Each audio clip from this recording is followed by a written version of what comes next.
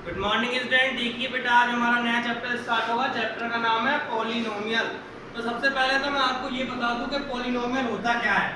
आपने पुरानी कक्षाओं में कुछ फॉर्मूले पढ़े होंगे, मैं आपको थोड़ा सा याद दिला देता हूँ। देखो क्या फॉर्मूला पढ़ा होगा आपने, x प्लस वाई का whole square is equal to होता है X square plus Y square plus 2xy plus Y square. ये फॉर्मूला आपने पढ़ा होगा। आपने x माइनस वाई का होल स्क्वायर का फॉर्मूला भी पढ़ा होगा। क्या होता है X square minus 2xy plus Y square. इस तरह के आपने कई फॉर्मूले पढ़े होंगे, ठीक है। तो मैं आपको एक बात बता दूं, जो हमारी ये जो टर्म होती है ना, इसी को हम क्या कहते हैं, पॉलिनोमियल कहते हैं, ठीक है। और मैं पॉलिनोमियल के बारे में और बातें इलैबोरेट करता हूं। देखो किस तरह से पॉलिनोमियल जो हमारी होती है वो कई प्रकार की होती है, ठीक है। अब जैसे मान लो मैंने कोई टर्म इस प्रकार से लिख दी। सबसे पहले तो मैं आपको बता दूं कि वेरिएबल और कांस्टेंट टर्म्स क्या होती हैं। जैसे कि हमारा x है, x एक क्या है, हमारी वेरिएबल टर्म है। वेरिएबल का मतलब इसका मान फिक्स नहीं है। x की वैल्यू जब हम क्वेश्चंस को सॉल्व करते हैं तो कभी तो 0 आ जाती है, कभी 1 आ जाती है, कभी 2 आ जाती है, कभी क्या आती है, कभी क्या आती है। हमेशा क्या होती रहती है, बदलती रहती है। इसलिए हम इसको क्या कहते हैं, x कहते हैं। ऐसी कोई भी वैल्यू जिसका मान हमें पता नहीं है वो क्या कहलाती है, हमारी वेरिएबल्स कहलाती है। और इसके बाद दूसरी टर्म आती है, ये तो हमारा क्या हो गया, वेरिएबल हो गया। x y z t a b c d, ये जितनी भी गणित में जो इंग्लिश घुस जाती है ना, वो सारी वेरिएबल होती है। इस तरह से ध्यान रख लो। अब बात करते हैं हम कांस्टेंट टर्म की। जैसे कि मैंने कोई टर्म लिख दी 25, तो इसकी वैल्यू 25 है। चाहे इसको यहाँ ले जाओ चाहे चांद पे ले जाओ, 25 का क्या रहेगा, 25 रहेगा, कभी भी बदलेगा नहीं। इसकी वैल्यू कहीं भी ले जाओ 25 रहेगी। तो ये टर्म कैसी रहती है, हमेशा कांस्टेंट टर्म कहलाती है, ठीक है बेटा। अब देखो पॉलिनोमियल पे वापस आते हैं हम। देखो अब समझना बात को ध्यान से। जैसे कि मैंने कोई टर्म, कोई पॉलिनोमियल लिख दिया इस तरह से 2x प्लस 3, एक पॉलिनोमियल इस तरह से लिख दिया। तो हम सबसे पहले बात करते हैं पॉलिनोमियल्स में टर्म किस प्रकार से गिनी जाती है, ठीक है। देखो इसमें कितनी टर्म है, 1 2 3, कितनी टर्म है इसमें, 3 टर्म है। तो कई पॉलिनोमियल्स ऐसी होंगी जिनमें सिर्फ एक टर्म होगी, कई पॉलिनोमियल्स ऐसी होंगी जिनमें 2 टर्म्स होगी, कई में 3 टर्म्स होंगी, कई में 4 होंगी, कई में 5 होंगी। तो टर्म्स के आधार पर एक पॉलिनोमियल को एक स्पेसिफाइड नेम दे दिया जाता है। देखो वो नेम क्या होता है। जैसे मान के चलो अगर मेरी पॉलिनोमियल में केवल मात्र एक टर्म है, ओनली वन टर्म है, ओनली वन टर्म है पॉलिनोमियल में, तो उसको क्या कहेंगे हम, उसको कहेंगे हम मोनोमियल। क्या कहेंगे बेटा, मोनोमियल कहेंगे। अगर हमारी पॉलिनोमियल में 2 टर्म्स आती हैं तो उसको क्या कहेंगे हम, बाइनोमियल, बाइनोमियल कहेंगे, ठीक है। और अगर 3 टर्म्स आती हैं तो क्या कहेंगे उसको, अगर 3 टर्म्स आती है तो उसको कहेंगे हम ट्राइनोमियल।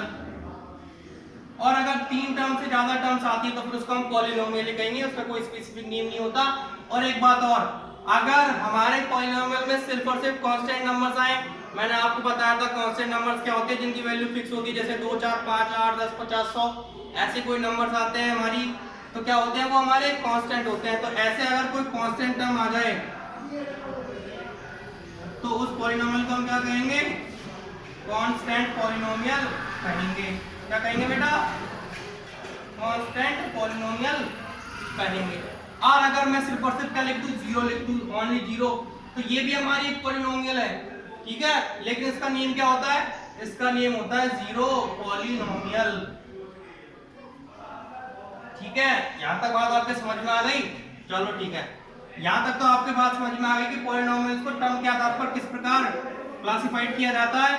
अब बताते हैं आपको डिग्री के आधार पर पॉलिनोमियल की डिग्री क्या होती है। सबसे पहले तो आपको ये बताते हैं और फिर बताते हैं डिग्री के आधार पर पॉलिनोमियल को किस प्रकार से क्लासिफाई किया जाता है। अब देखना, बात को ध्यान से समझना। देखो भाई, मैंने आपको एक पॉलिनोमियल इस तरह से लिख दिया, x³ plus 3x² plus 2x plus 1। ये मेरा क्या है, एक पॉलिनोमियल है। मैंने आपको बता ही रखा है, जब भी आपको x की टर्म इस प्रकार से दिखाई दे जाए तो वो क्या होता है, हमारा पॉलिनोमियल ही होता है। अब इसमें देखो वेरिएबल की जो मैक्सिमम पावर है, इसमें वेरिएबल क्या है, मैंने आपको बताया था x हमारा वेरिएबल होता है। इसकी जो मैक्सिमम पावर है, यहाँ देखो कितनी है, 1 से ज्यादा पावर है क्या कहीं इसमें, हाँ है, ये 2 से ज्यादा कहीं है क्या, 3 है, और 3 से ज्यादा है क्या, इसमें कहीं पावर नहीं है। तो इसकी मैक्सिमम पावर कितनी हो गई, मैक्सिमम का मतलब अधिकतम घात, अधिकतम उससे ज्यादा कुछ नहीं होना चाहिए, सबसे ज्यादा कितना है इसमें, 3 पावर है। तो इसकी डिग्री कितनी हो जाएगी बेटा, इसकी डिग्री हो जाएगी हमारी 3। तो ये जो हमारा पॉलिनोमियल है वो कितने डिग्री का पॉलिनोमियल कहलाएगा, 3 डिग्री का पॉलिनोमियल कहलाएगा, ठीक है। मैं एक दूसरा एग्जांपल लेता हूं। देखो एक 2 डिग्री का एग्जांपल लेता हूं। 2 डिग्री का एग्जांपल ले लो, जैसे मैंने ये ले लिया, अब दूसरा वेरिएबल चेंज कर लेता हूं मैं। ये ले लिया मैंने y² प्लस 2, ठीक है। तो इसमें बताओ मेरी वेरिएबल की मैक्सिमम पावर कितनी है? वेरिएबल की मैक्सिमम पावर है मेरी 2, तो इसकी डिग्री कितनी हो जाएगी बेटा? इसकी डिग्री हो जाएगी मेरी 2। इस तरह से हम कितनी भी डिग्री की क्या लिख सकते हैं? पॉलिनोमियल लिख सकते हैं। अगर मान लो आपको एग्जामिनर पूछ ले कि भाई बताओ 55 डिग्री का कोई पॉलिनोमियल लिखो, तो 55 डिग्री का पॉलिनोमियल लिखना कितना आसान है। देखो x की पावर कितनी लिख दूंगा मैं, 55 प्लस के आगे कुछ भी लगा दो, ये मेरी 55 डिग्री की पॉलिनोमियल होगी, बस इतना आसान है, ठीक है। तो हमने आपको बता दिया कि टर्म के आधार पर पॉलिनोमियल किस प्रकार क्लासिफाई किया जाता है और डिग्री के आधार पर किस प्रकार क्लासिफाई किया जाता है, और आगे की बातें करेंगे हम कल, ठीक है बेटा।